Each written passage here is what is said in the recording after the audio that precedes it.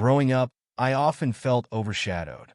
With my parents distant and preoccupied with work, books became my refuge, offering an escape from the loneliness that followed me into my teenage years. I craved connection, someone to fill the emptiness I carried with me. That all changed when I met Anne-Marie Santos in middle school. She brightened my life, and our friendship quickly evolved into a romance that lasted through high school, college, and eventually marriage. I knew from the start that I wanted her in my life forever, despite my parents' concerns. We were close but maintained our own lives, yet the moments we shared were always the most special. She was my best friend, and I made her my wife. Anne-Marie and I were opposites in many ways. She was outgoing, while I was reserved. She was athletic, and I was more academic. Despite our differences, we had a genuine connection that kept us together. We never forced our relationship, but always prioritized each other, sharing everything from dreams to fears. I wasn't sure if I believed in soulmates, but if they existed, she was mine. When I asked her father for her hand in marriage, he questioned everything, and I had to prove my love for her. I made a choice to love her through good times and bad. Unfortunately, the worst came only 3 years later. I still loved her and wanted her happiness, even if it meant sacrificing my own. In recent months, Anne-Marie had become distant, coming home late and no longer smiling when she saw me. The realization that the person you love no longer loves you is devastating. One evening, she quietly entered the dining room, and I noticed the change in her demeanor. "Hi, Annie." "Hey, Gavin. Are you okay?" "Not really. Please sit so I can explain." I had rehearsed this moment, knowing I had to make the hardest decision of my life, letting her go. "Annie, I love you and always will. I don't want to argue or accuse. I just want us to decide together what's best, okay?" "Of course, Gavin. What's going on?" Her anxious eyes gave her away. "Annie, I've always wanted your happiness, but I know you're not happy with me." She teared up, and oddly, it was a comfort to see she was upset. "I don't want to dig into details. It'll just hurt more. But if we can agree you're unhappy, it would mean a lot." She whispered, "Yes, Gavin, I know. Thank you. Your honesty reassures me I'm making the right choice. I want a divorce." Miguel Santos was a man I respected deeply. He and his wife, Maria, raised 8 kids in a small house in a tough neighborhood. He was strong and tough, but it was his loyalty to his family that impressed me most. I owed him an explanation, so I sat with him on his porch over a few beers and finally told him, "Mijo, why are you here?" "It's harder than I thought, sir. I've loved no one but your daughter since I first met her. I promised you I'd always put her first, and that's what I'm doing now, even though I'm leaving Anne-Marie." As expected, he was angry, mixing English and Spanish in his demand for an explanation I couldn't fully give. "Sir, I love your daughter, but some things have to stay between us. It hurts to admit our marriage has failed, but I believe it's for the best. I wanted you to hear it from me." Eventually, he calmed down enough to let me share some details. Though upset and embarrassed, he allowed me to leave without further confrontation. Anne-Marie didn't cry or argue, and while I was relieved, a small part of me wished she'd beg me to stay. But she didn't, and that confirmed my decision. Her only reaction was when I mentioned talking to her father. "I spoke to your dad today and explained what I'm about to tell you. I hope we can part ways quickly. I don't want financial ruin on top of everything else. I prepared the paperwork for dividing our assets, especially the house. Please review them and let me know by next week." "Okay, Gavin, I'll review them. I can already hear the criticism. Why not go after her and her lover?" "First, I don't have those skills. The last fight I got into was in high school when someone made Anne-Marie cry. I almost got expelled for it, but Miguel Santos helped keep things quiet. The second reason was my own mental health. I was a wreck, losing sleep, and I almost got fired. I had no one to turn to. My mom died of breast cancer in college, and my dad, who became a hard drinker, moved to Florida and cut off contact. I needed a fresh start, and to do that, Anne-Marie had to agree to the divorce. I was only 25 and needed to rebuild my life. Revenge wasn't on my mind. 2 weeks later, we sat in the attorney's office. Anne-Marie gave up the house, which we agreed to sell. We split our accounts, and she kept the new car while I kept my old truck. Everything was settled except for the 90-day waiting period. The only thing I regretted was lying to Anne-Marie. "Where are you going to live, Gavin?" "I rented a small apartment near the office. I'll stay there until I figure things out." "Good. I guess I'll see you at the house closing, right?" "Absolutely. See you soon, Annie." In reality, I wasn't staying. My truck was packed, and I left my wedding ring on the kitchen table with a note that read, "Goodbye. I will always love you. Be happy." Before leaving town, I said goodbye to Miguel Santos. "Mijo, you and Anne-Marie belong together. Can't there be forgiveness? Remember your vows?" "Yes, it's too fast, sir. I've forgiven her in my heart. I love your daughter, but I need peace." Maria Santos hugged me at the door. As she let me go, she softly said, "God bless you, Mijo. I will miss you." I left quickly before I broke down. When your spouse is unhappy, it's helpful to know why, but I had no clue. Little things that come up, like leaving the toilet seat up, but recently we hadn't even argued. I thought maybe she was stressed with work, but she always said she'd be fine. Trying to improve things, I did more around the house, cooking, dishes, laundry, hoping she'd notice. After a few weeks, I even cleaned the bathroom, a chore I hated. If I hadn't cleaned it, I might not have found out. I wouldn't have emptied the trash and discovered the pregnancy test. I dug deeper and found a positive test, then checked the birth control pills. They were untouched. That's when I realized another man had gotten my wife pregnant. But who? It didn't take long to figure out. I called Anne-Marie intending to ask, but her number was forwarded to the front desk. They said she had already left. Her car was still in the lot, so I drove to her office. About 20 minutes later, my hope that she had an accident vanished. 30 minutes later, I had my answer. Her boss, Michael James, pulled up next to her car. They kissed openly. The smile that was once hers was now for someone else. That was all I needed to know. I got home ahead of her and hid my feelings. That night, she barely looked my way. In just over 2 hours, I knew my marriage was over and realized it was a 20-hour drive to Las Vegas. I made the trip in 4 days, driving through Nebraska, Colorado, and Utah. The peaceful scenery slowed me down, and I wasn't sure if my truck could handle the terrain. On the 4th day, I checked into a hotel, slept for 18 hours, and spent the next day filling out housing applications. Less than a week earlier, I was a newly divorced 25-year-old with no family. Now I was a first-year law student in a dorm room, starting a new life. I wish I could share stories of new adventures after college, but the reality was different. I had no experience dating. Gavin and Anne-Marie had always been a pair. I had no idea where to start. During law school, I never went on a single date or made close friends. If anyone showed interest, I missed the signs. Instead, I buried myself in studies, using school as an escape. I spent 4 years earning my Juris Doctor and MBA, aiming for a 4.0 GPA. Anne-Marie and I once talked about going back to school when we were financially stable, so when I moved on, I took the LSAT, applied to schools, and got accepted in Las Vegas with a full scholarship. I didn't know much about the school or the city, just that it was far from home. Once a month, I'd write to Mr. and Mrs. Santos about my studies. It was a habit I picked up from my parents, perhaps out of routine or a need to feel someone cared. 13 weeks into my first semester, I received a package confirming the exact value of my broken heart. They never asked, only shared updates about their other children, never mentioning Anne-Marie, allowing me to imagine I still had family that cared. For the first 6 or 7 months, I kept in touch. They never explicitly mentioned forgiveness or reconciliation, but hinted at it, until suddenly the hint stopped. I never doubted Anne-Marie would keep her baby, but I wondered if she'd tell her parents the truth before it became obvious. I also wondered if Michael James would leave his wife and 3 kids to do right by Anne-Marie. I didn't have the courage to ask, but I knew a child born to a black man wouldn't look like me. I felt like a coward when I sent flowers, balloons, and a gift basket to the James home, congratulating them on the baby. I sent a duplicate to Anne-Marie's office addressed to the company president. I promised myself I wouldn't stoop to hurting anyone, even Michael James, but the pain was too much. I didn't spread rumors, just offered my congratulations.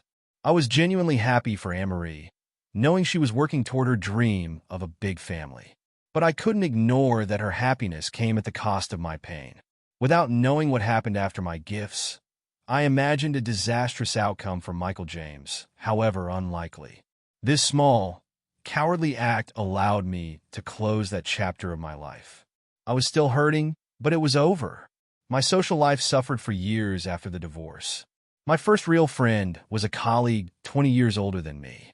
I joined a small law firm specializing in real estate and found I had a knack for contracts, numbers, and eventually people. Gavin, people need to trust you to solve their problems. They hand you the keys to their dreams, and you have to deliver, David Rothschild, the senior partner, said. He became more than just my boss. He was my mentor and life coach. A legend in real estate law, he was known for negotiating multi-million-dollar deals. And after 3 months at the firm, he made me his next project. Gavin, you're dedicated and meticulous. You do excellent work, he said. I thanked him, but then he added, but as a person, you're completely out of touch. Are you 30 or 90?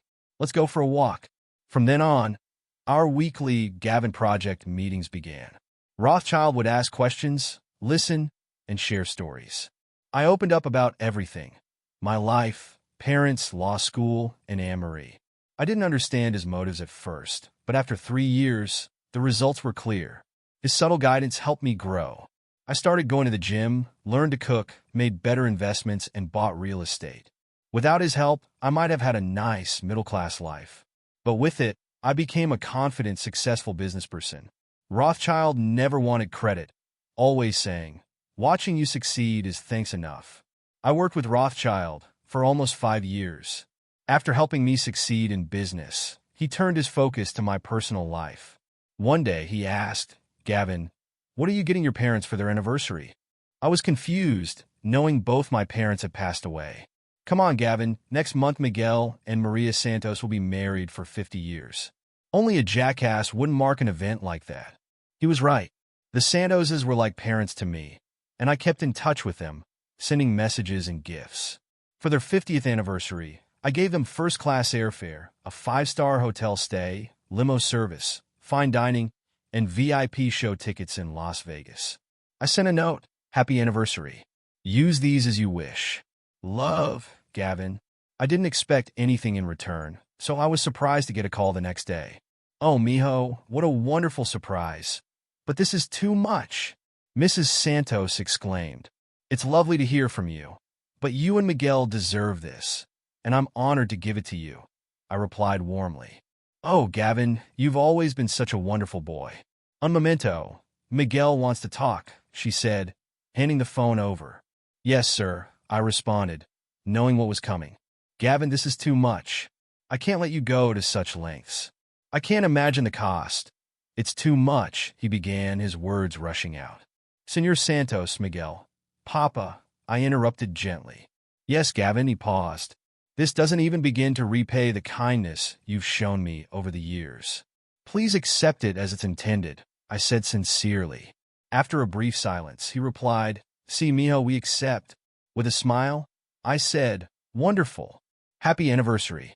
The conversation shifted to trip details, and I explained all the highlights I thought they'd enjoy. After exchanging many words of gratitude and love, we ended the call. For the first time in nearly a decade, I felt a true sense of peace. As I reflected, I noticed Rothschild standing in my doorway with a big grin. Damn ungrateful kids, he teased. Shut up, old man, I shot back, smiling. The Santos' vacation didn't go as I'd expected. I assumed they'd use the gift for sightseeing, fine dining, and relaxation, but they insisted I join them every step of the way. It was clear they hadn't even been in their room 5 minutes before my phone rang. Gavin O'Connor, I answered. Mijo, when are you coming to see us? Mrs. Santos asked eagerly. Hello, Mrs. Santos. How was the flight? I inquired, trying to buy a moment to think. Good. Miguel says we need to rest a bit, but then we're ready to go. Will you be here soon? She pressed. I replied, I can be there in about an hour, realizing I'd have to rearrange my day. Great, mijo. See you then, she said cheerfully before hanging up. Honestly, I hadn't planned on spending much time with them during their trip. They had plenty to do, and I had a pile of work on my desk. I was figuring out how to manage my schedule when Rothschild walked in, carrying 2 file folders. Gavin, I've given you some time off. You need a break. Now, get out of here and don't come back for a week, or you're fired," he commanded, leaving no room for argument. The assistant quickly packed up my work and cleared my desk. "Gavin, spend time with your parents. I'll handle the rest," Rothschild said, his tone softer but firm. So I did. The Santoses insisted on visiting my office, where Rothschild, who rarely joked about work, seemed ready for us. He gave them a personal tour, introducing them as my parents. In the conference room, he spent nearly an hour talking about my work, praising my accomplishments, and treating them like royalty. It was heartwarming to see the pride in their faces, especially Maria, who kept patting my hand every time someone complimented me. "We're so proud of you, mijo," she said, her eyes brimming with pride. The rest of the week followed the same pattern. Rothschild's influence was evident everywhere we went. I had chosen the limo, resort, restaurants, and shows based on my business connections, but Rothschild ensured we were treated like VIPs. We were welcomed by owners and directors who shared stories of how I'd helped them and offered us the best seats, wine, and service. It was a remarkable experience. Mr. and Mrs. Santos beamed throughout, clearly enjoying every moment.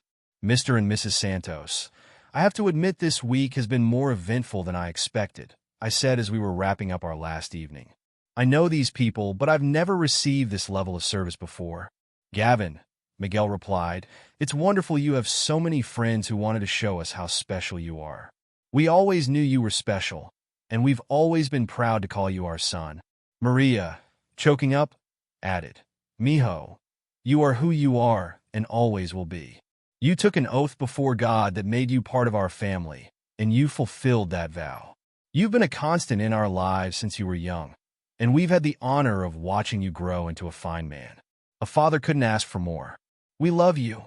Miguel, despite his age, gave me a bear hug strong enough to bruise a rib, and Maria joined in, giving me a family moment that filled me with warmth. Their visit flew by, and though I was sad to see them go, I promised to visit again soon. I left motivated, grateful for Rothschild's guidance, and when I shared my idea for my next project with him, he smiled and gave his full support. The project was relatively small and wouldn't generate long-term income, but it would likely be the most meaningful one I'd ever undertaken. Over the next 6 weeks, I completed almost all the title deeds, secured a buyer with full financing, and made a few key phone calls. I booked my flight back to Omaha for the first time in nearly 10 years, feeling a sense of fulfillment. As I arrived, a sense of nostalgia mixed with sadness washed over me. Much of the city remained the same, but it no longer felt like home. I took a brief drive through the Santos neighborhood, where the houses were visibly aging and in disrepair. Only the Santos house stood out, still neat and well cared for, but surrounded by neglect.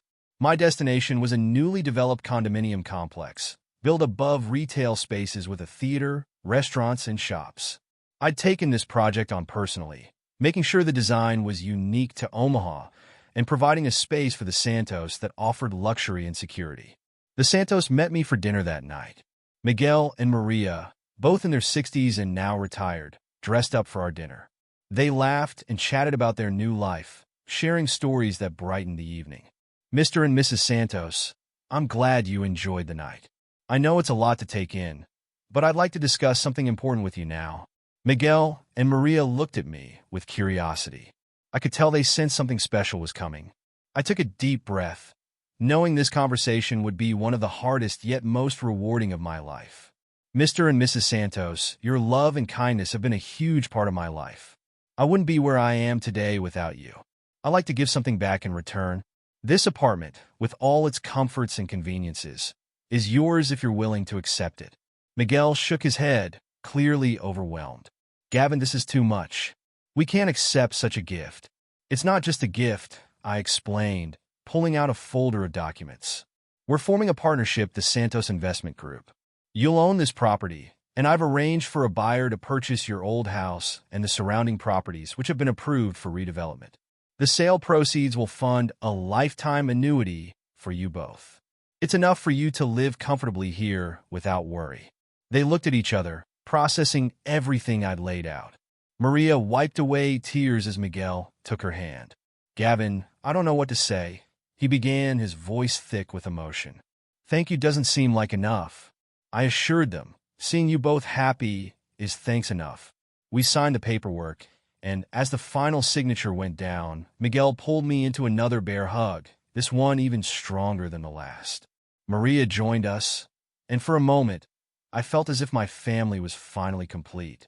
The next few days were spent helping them settle in, introducing them to the neighbors, and showing them the amenities of their new home. We shared countless laughs and memories during their transition, making it one of the most fulfilling weeks of my life.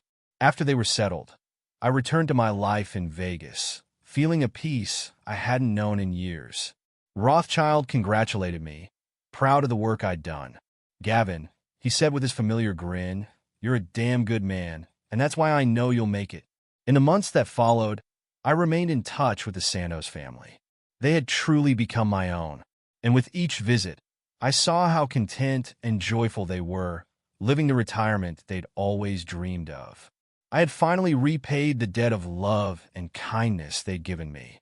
Now, I was ready to start building my own legacy, in part because they'd helped me realize what family truly meant.